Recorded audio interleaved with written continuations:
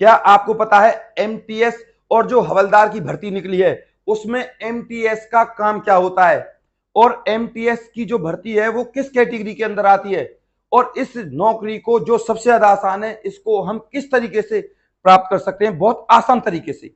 आप मेरे साथ बने रहिए आपके अपने YouTube channel advise and education पे। मैं गौरव शर्मा आप सभी का स्वागत करता हूं, और मेरे साथ इस भर्ती की पूरी जानकारी लीजिए ताकि ये नौकरी आपकी झोली में आ सके, और हमारे चैनल को आप अभी सब्सक्राइब कर लीजिए। तो चलिए चलते हैं इस भर्ती की तरफ। यह भर्ती दरअसल मैंने आपको अभी बताई एमटीएस और हवलदार, आप सबने यूट्यूब चैनल पे देखा होगा, लेकिन आपको इस तरीके से किसी ने नहीं बताया होगा कि एमटीएस की जो भर्ती होती है वो ग्रुप डी के अंदर आती है, और इस भर्ती की यानी कि हवलदार की भी और एमटीएस की भी जो योग्यता है वो 10th पास है, सिर्फ 10th पास। और अब मैं आपको बता दूं इन दोनों भर्तियों में बस 19 और 20 का फर्क है।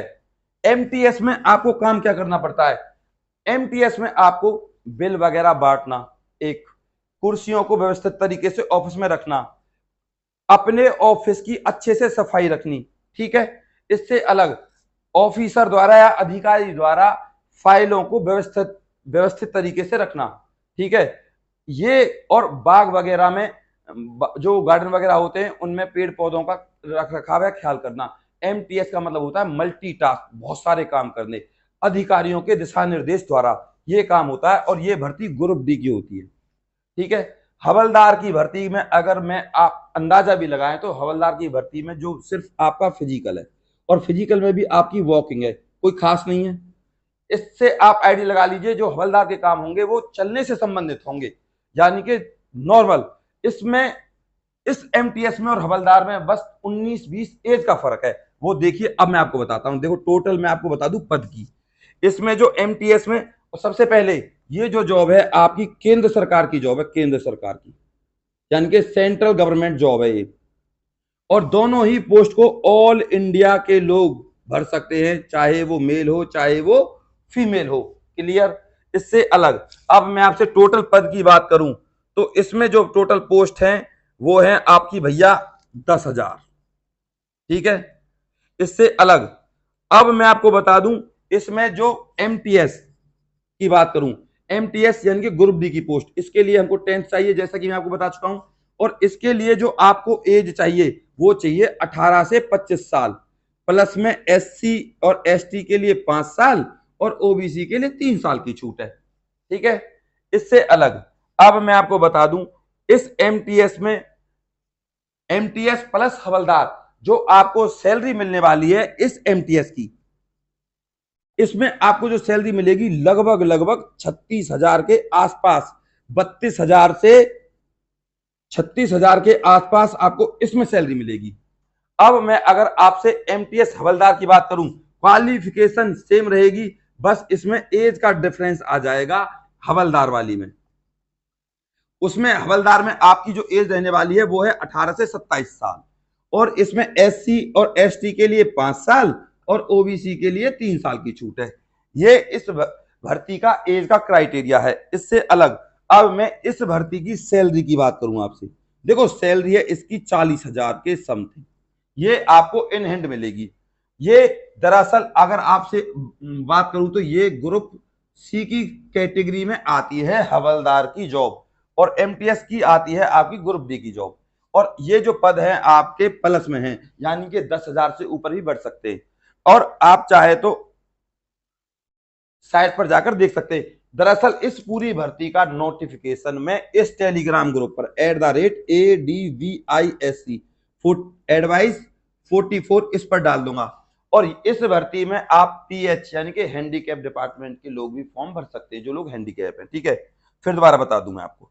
अब सबसे बड़ी बात इस एमटीएस में आपकी जो जॉब रहने वाली है, शुरू शुरू में सेंटर की जॉब, आपके डिस्ट्रिक्ट में कोई कार्यालय है सेंटर का तो वहां पर आपकी जॉब आराम से आ जाएगी, यानी कि आप अपने होम टाउन में ही काम कर सकते हो। इस नौकरी का सबसे बड़ा फायदा यह है, ठीक है। इससे अलग अगर मैं आपसे देखो फिजिकल में आपको हवलदार का बता चुका, इससे अलग अब मैं आपको इसके एग्जाम की बताऊं। इस एग्जाम का लोगों ने हुआ बना रखा है। एग्जाम बता दूं इसका अक्टूबर में है, ठीक है। बहुत ज्यादा हुआ बना रखा है, बहुत इजी एग्जाम आता है। देखो कैसे, एमटीएस मैंने आपको बता दी, एमटीएस और हवलदार ये दोनों 10th बेस पर हैं। आपको कुछ नहीं करना, मार्केट में जाना और भैया से बोलना 8th 9th 10th की बुक्स दे दीजिए, एनसीईआरटी के शॉर्ट नोट्स जिसमें वन लाइनर क्वेश्चन होते हैं, वन लाइनर उसको दे दीजिए, आपका एग्जाम क्लियर। आप सरकारी नौकरी आपके हाथ में, इससे ज्यादा अगर कोई आसान नौकरी है तो यही है। इसकी फीस भी मात्र 100 रुपए है, बस केवल 100 रुपए। क्या आप पे 100 रुपए नहीं दिए जाएंगे? 100 रुपए सबसे कम। बस आपको इसका एग्जाम देना है, बस लोग एग्जाम के नाम से डरते हैं।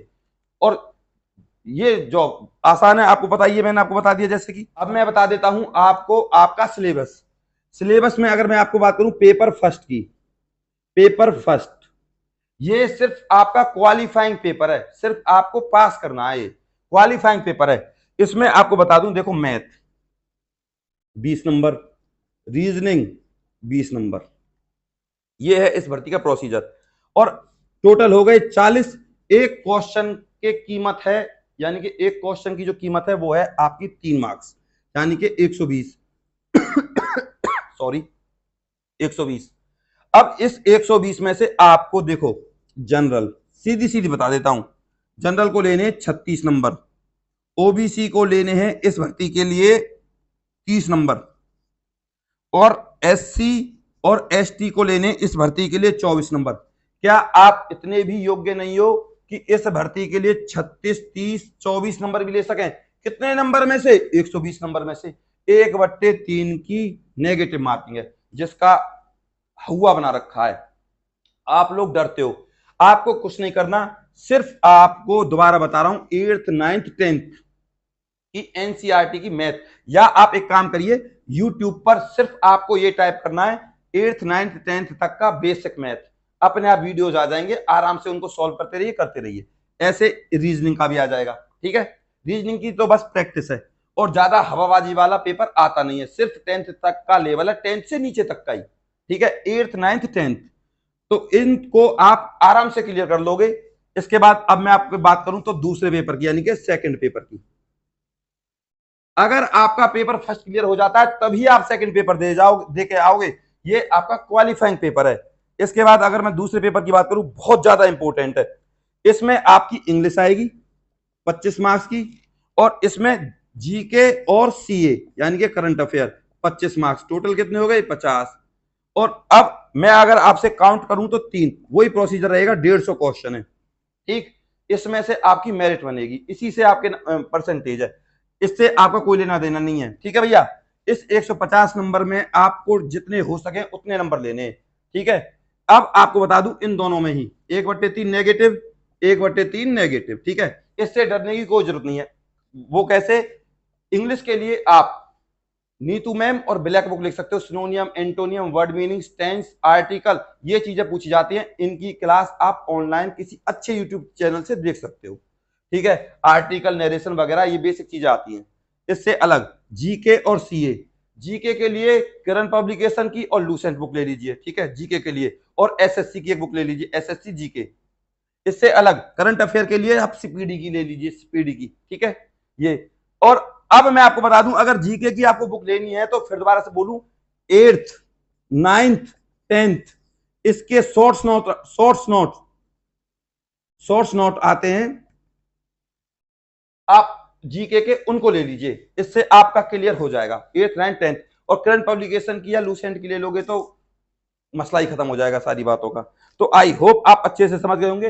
अब मैं आपको बता दूं इसकी अप्लाई डेट। देखो अप्लाई डेट है इसकी बच्चों 27/6/2024, और लास्ट डेट है 31/7/2024। ये इस भर्ती की लास्ट डेट है 31/7। आई होप आप अच्छे से समझ गए होंगे। मैंने आपको A to Z जानकारी दे दी है, मैंने आपसे कुछ नहीं छुपाया। और अगर आप चाहते हो इस भर्ती का नोटिफिकेशन, तो आपके सामने, आप सीधा सीधा एसएससी और एमटीएस हवलदार पे जाइए, आपको सारा कुछ डिटेल मिल जाएगी, ठीक है। तो प्लीज आप फॉर्म जरूर डालें। मेरा उद्देश्य भैया आप सभी के आप घर में सरकारी नौकरी लाना है, बस ये आप सब जानते हो, ठीक है। तो आप जरूर ये काम करें, और किसी का कोई डाउट रह जाए मेरे पास कमेंट करें, और इस वीडियो को ज्यादा से ज्यादा शेयर करें भैया। और प्लीज लाइक करना ना भूलें, मुझे आपके एक लाइक की जरूरत है कि आपने मुझे गुरु दक्षिणा के रूप में एक लाइक दे दिया। और चैनल को सब्सक्राइब जरूर करें भैया। और मैंने आपको A to Z जानकारी दे दी है, तो प्लीज आप इस काम को अवश्य करें।